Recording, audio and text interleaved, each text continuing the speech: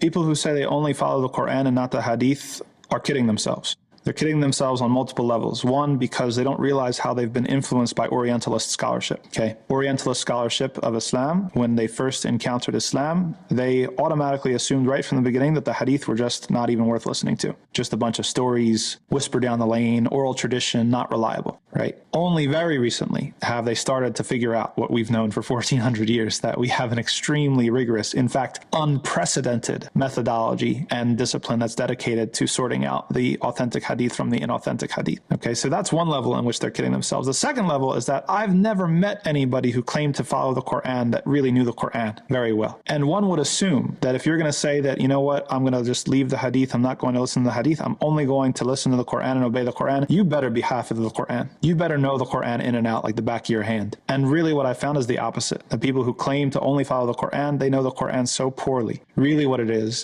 that they want something that can become an empty signifier for whatever they want to read onto it, right? They want to be able to follow some things and not other things. And the things they don't want to follow, they're very explicit in the Hadith and they're maybe not so explicit in the Quran. And so now they're able to load into the Quran whatever meanings they already want to load into it. Okay? So that's another level in which you're kidding yourself. And the third level, and there's probably more than three, the third level of where you're kidding yourself is that the method for preserving the Quran is the exact same as the method as preserving the Hadith. You can't choose one and not the other. Literally the same. There's a couple differences when it comes to the level of strictness when it comes to accepting narrators and how many had to bear witness within the chain of narration and things like that, and the date of tadween, or was the compilation when it was first written down. But when it comes to the isnad, the idea of oral transmission from so-and-so to so-and-so to so-and-so, it's the exact same. They're preserved in the exact same way. The fourth thing is that Allah says to follow the Hadith in the Quran.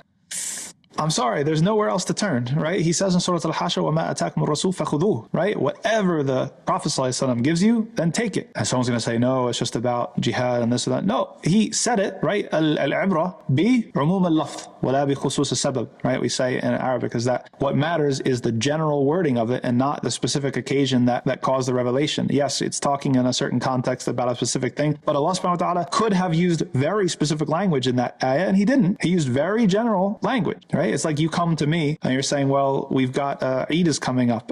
Should I make sweets? Should I make baklava? And I say, you should make baklava every day.